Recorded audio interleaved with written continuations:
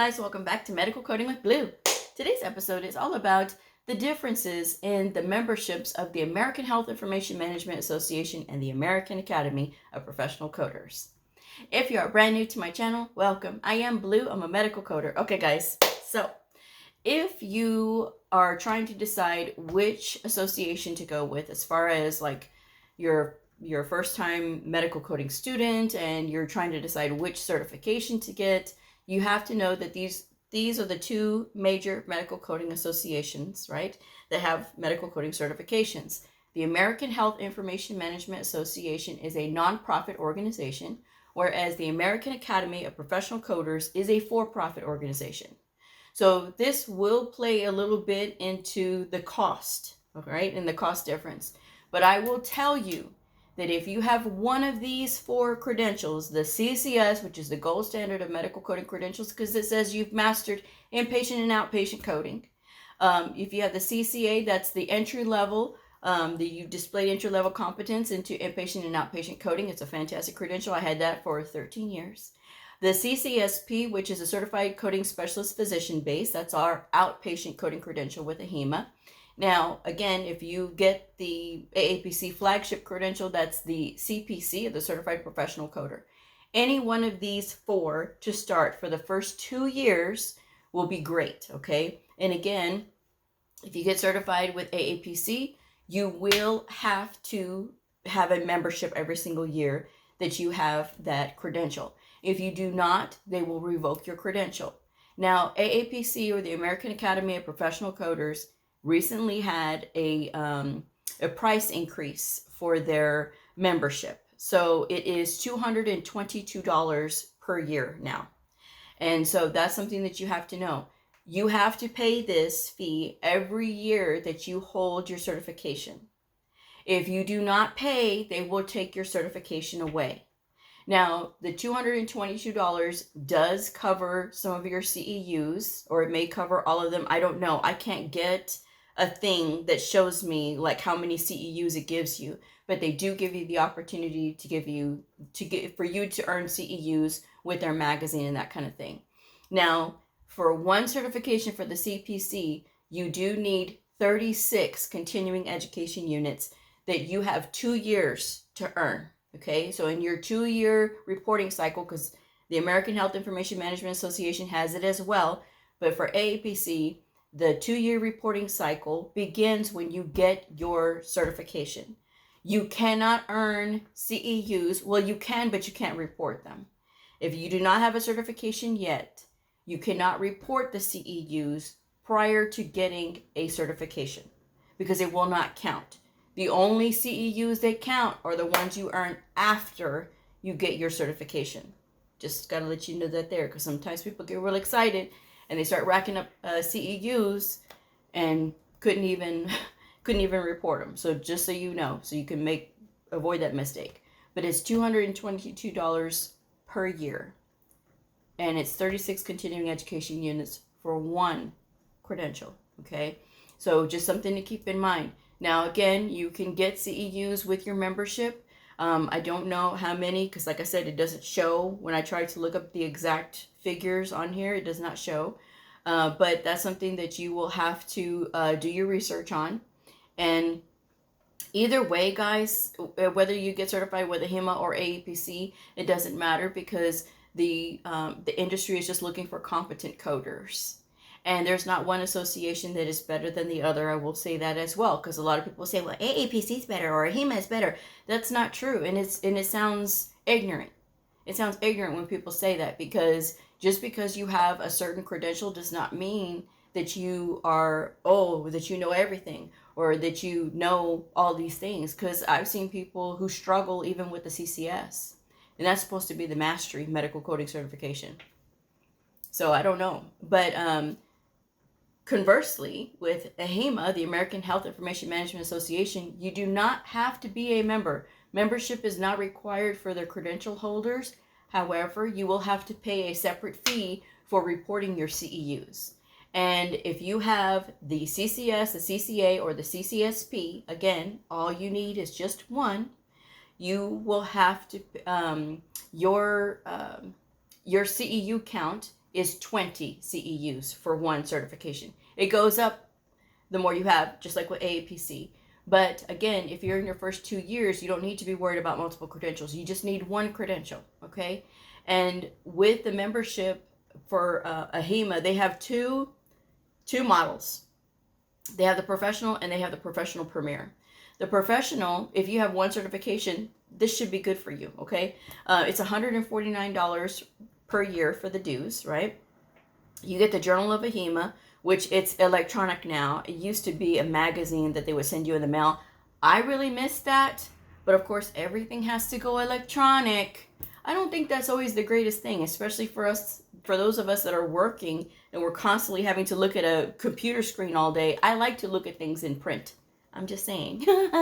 And just another thing to note is that, you know, there was an article about me, well, not about me, but about my presentation when I spoke for last year's conference with Ahima, and I would have liked to have seen that in a magazine.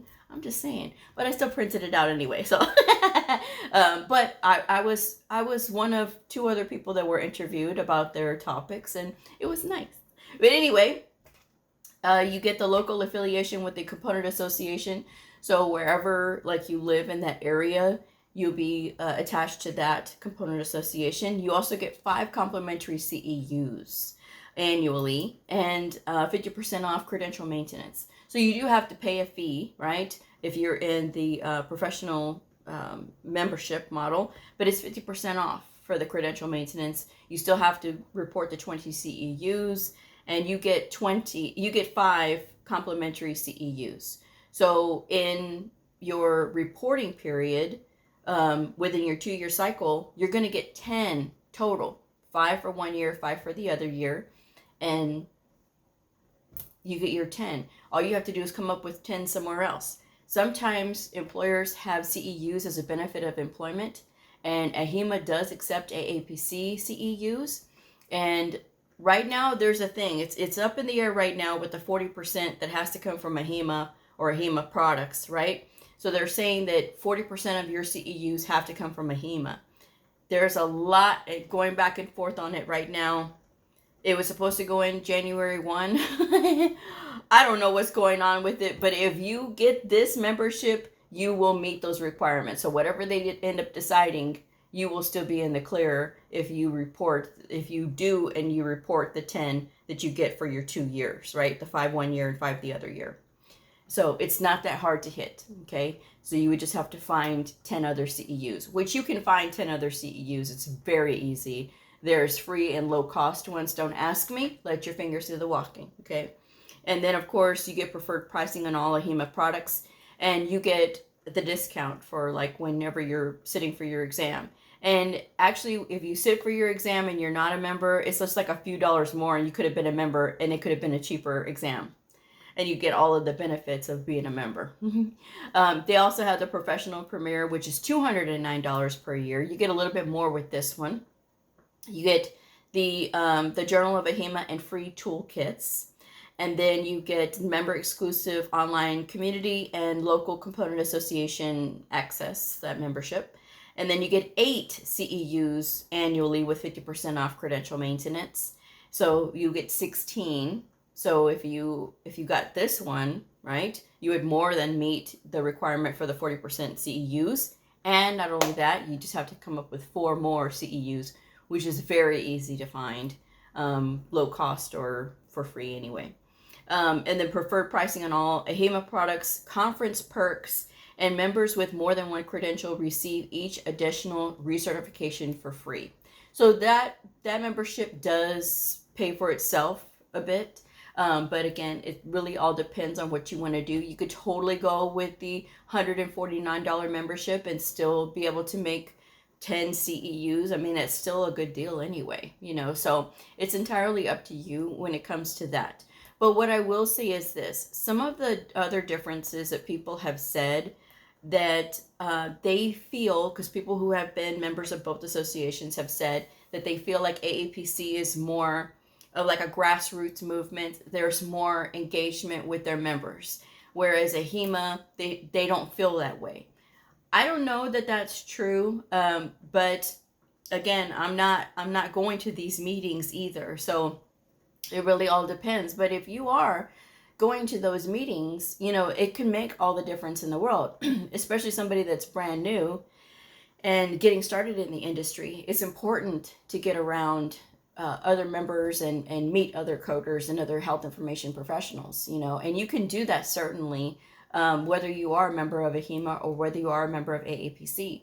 Now, like I said, I've heard it both ways though, sometimes with AAPC, where as some people say it's a really good and close-knit community and others don't feel that way. So it really all depends on your chapter, your individual chapter. I've done speaking engagements for AAPC before. Please don't ask me because I won't do any more for AAPC because of an experience that I had with them. But there was two of them that I had a really good experience with. The chapter members were really nice and friendly, and they were very helpful, and they were excited to have me speaking for their chapters, which is great. And then I had one who I bailed out not once but twice. And I was treated very poorly by that chapter group. They were very disorganized and all over the place. I will never do that again because of them. So again, I mean, it really all depends on who you have there. It's important to surround yourself with people that are competent and leadership that is competent as well. And I just don't know what was wrong with that particular chapter. But like I said, I had two other really great experiences, but it really all depends on which association that you're with. But your membership with Ahima or AAPC is what you will make of it. If you are wanting to be a chapter officer and things like that and donate your time, that's really great, because even somebody that's brand new can bring a lot of transferable skills from whatever other industry they're coming from. Even if you don't come from a medical background, you could still bring a lot of skill. It really all depends. But again, you also have to make sure that when you are engaging with these association chapters, that you are making those connections and you're trying to improve yourself, whether you want to be a chapter officer or not. Just being engaging and being a welcoming presence or being a curious presence and somebody that does participate is a great thing. Participation in a lot of these events is sometimes a little scary, because people don't want to participate sometimes and they just kind of want to just show up, and it makes it very difficult. And so sometimes, like with speaking engagements, if you are like doing a speaking engagement and you have people that are just not wanting to ask questions or anything like that, that makes it really hard on the speaker. And then if somebody else wants to be a speaker the following year, they think, oh no, maybe that would happen to me. So that scares off people from speaking. So you never want to do that to somebody who's speaking for you. You want to be as gracious and as welcoming as you can to encourage that person to continue to educate. I was very thankful when I did my first speaking engagement for Ahima at the conference last year. I spoke on best practices for performing provider education, which is very important regardless of your position in coding, because if there is not somebody that is there to educate or work with the providers, and it has to be you always want to make sure that you're prepared. Of course, there's always going to be somebody that disagrees. Oh no, somebody else says that in my facility I don't have to do that. Well, good for you. Good for you. To me, nobody talks to my providers but me, okay? I am very territorial when it comes to that, and I'm very clear too with my providers, is that like it's important, okay? And again, to have that and to share that at my national conference with Ahima, that was a really good experience, okay? And so I will do that again. I will love to speak again for Ahima. But I did enjoy the conversation, the active conversation that I had. And again, that just comes from me enjoying education and speaking and things like that. And so that was really good. But like I said, back to the associations. Again, your experience with them is what you make of it. Okay? If you want to complain and talk about, oh, how Practicode is wrong and how, this is wrong and how, oh my gosh, it's so expensive, AAPC is so expensive, or this is so expensive with Ahima, if you're complaining about the cost and things like that, guys, this is what you're getting into. It's going to cost, but be smart. You don't have to rack up 200,000 credentials, especially when you don't have the experience. I don't agree with some of these practices from the schools that be pushing all these credentials. Get this credential, that credential, and if you have multiple credentials, you'll get hired faster. Baloney. You will not get hired faster. That is a load of crap. You know how I know? Because I see people every single day on LinkedIn with multiple credentials and still a CPCA, some COCA as well, and they're still not able to find jobs because they've got all these credentials and they don't know what to do. And they're just out there just buying things instead of just building and making those connections in the associations, using their membership to make those connections and to be able to get ahead. You're paying it.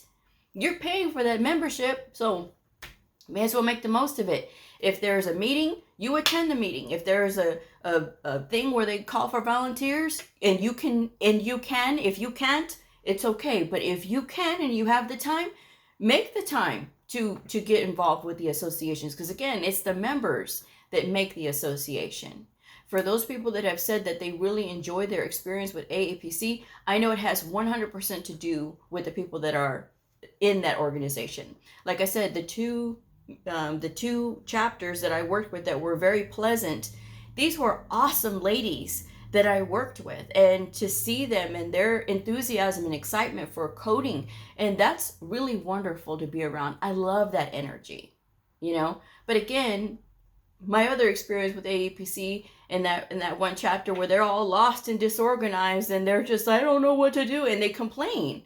And I've seen them complain, but it didn't register to me that this would be something that would carry over into their chapter, but it did, So again, if you want things to be good, if you want things to be exciting, then you need to participate. Whichever association you get involved with, whether it's Ahima or AAPC.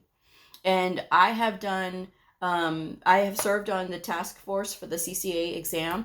And when I very first, I had been a coder for a couple of years with Ahima, and that was a wonderful volunteer experience. And like I said, being a speaker at the national conference, that's another volunteer activity because you're volunteering to speak, that's another great experience that I've had. So I've had really great experiences with Ahima. And I will only be with Ahima because they have everything that I need with their association. Now, that's the thing. You have to make a decision if that's what you want to do. If you want to be a member of Ahima, great. If you want to get certified with Ahima, good.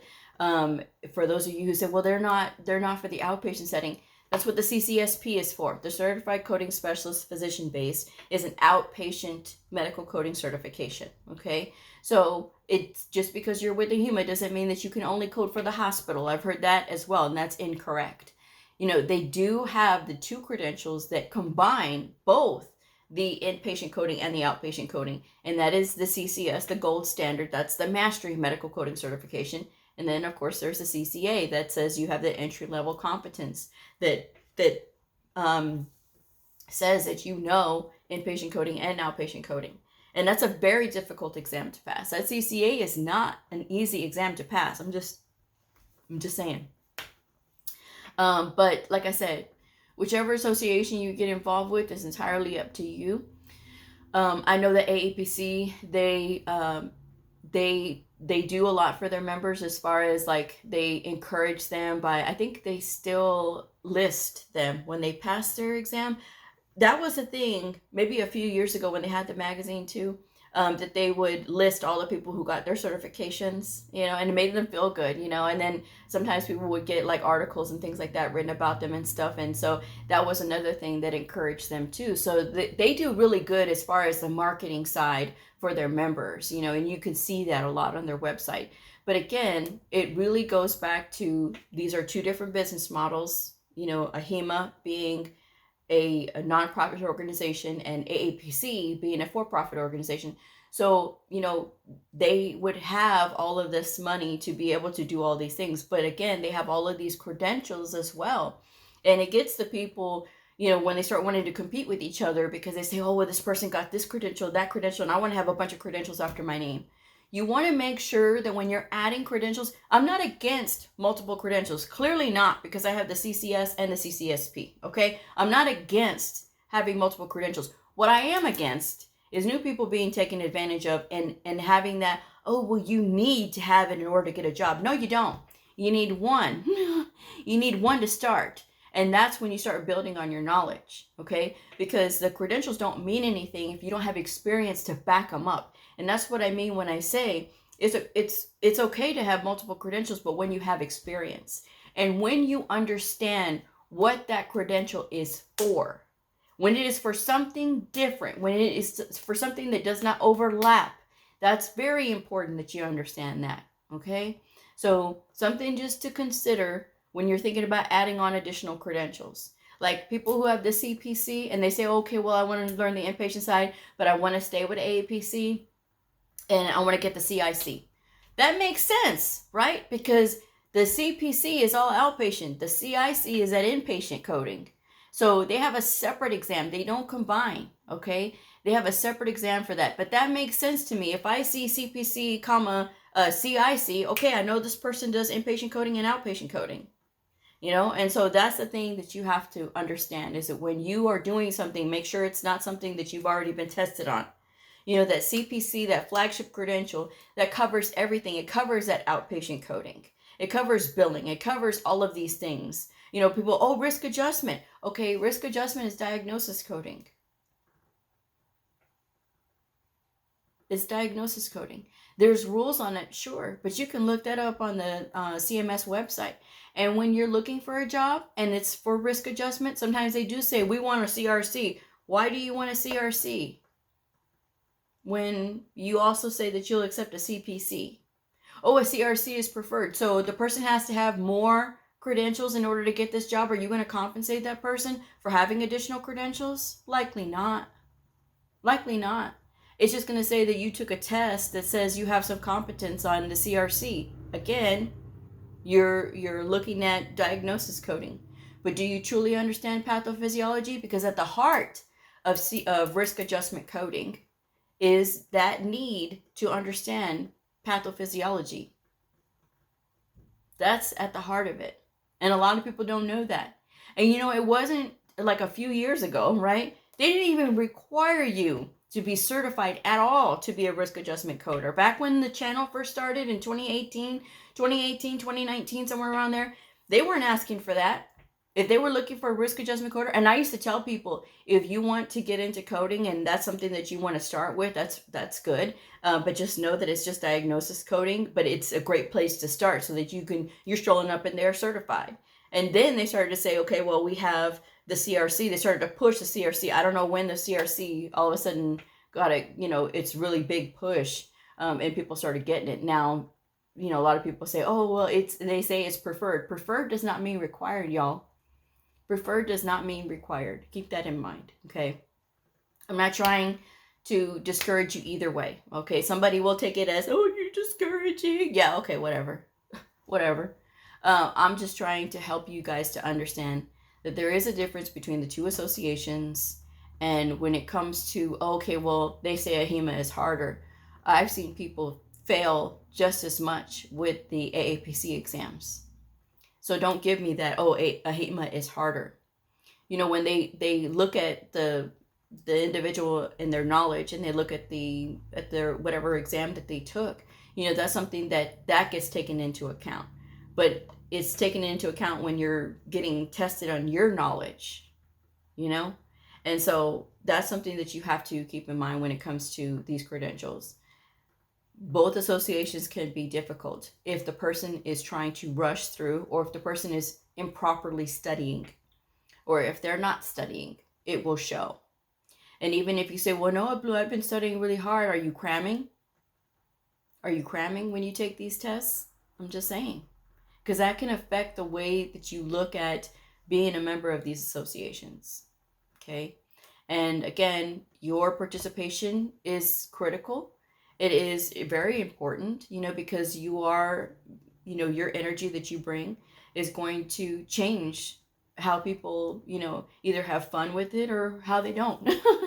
Like I say, going back to those two experiences I had, the good and the bad, with the dealing with the associations for AAPC, the state associations for AAPC, or the chapter, the local chapter. Like I said, pleasant and then unpleasant. And like I said, I'll never do that again. I will never do that again. But with that said, either one you pick, you just got to pick one certification and go. Pick one certification and go with it.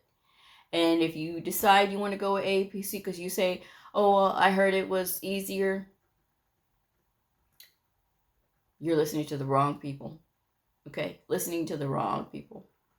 And, for those people that say, well, AAPC was easier at the time because back in the day, it used to be that if you failed it, you get a second chance to take it.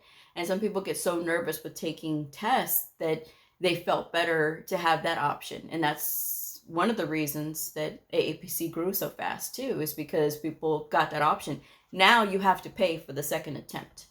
And so that's the thing. Ahima does not have that. You pay the fee, and then if you fail, you got to pay the fee again. It's just one of those things. It's their business models and the way they do things. But AAPC found a way to capitalize on that. Okay, we're going to charge you a little bit more, in order to take this twice. So that's just my advice anyway, guys. Either one that you go to, and I strongly recommend that you go to the association websites, look at the memberships and see which one you want to go into. Either one, they're both respectable organizations. People in the industry look for these. Even if you are in an area that's almost dominated by AAPC, Ahima is still welcome. When I first got here to my forever home, there was very few of us. I think there was less than a handful. I think there was 3 of us that were Ahima certified. And so, but that's okay. And like I said, I got a lot of pressure from my coworkers. Oh, why don't you go with AAPC? Because I already have Ahima, But anyway, that's my advice for today, guys. So check out those memberships. It's part of what you have to do. It's part of the industry. And that's all I got to say to that. So if this video helped you, please like, subscribe, or share. And I'll see y'all next time. Bye.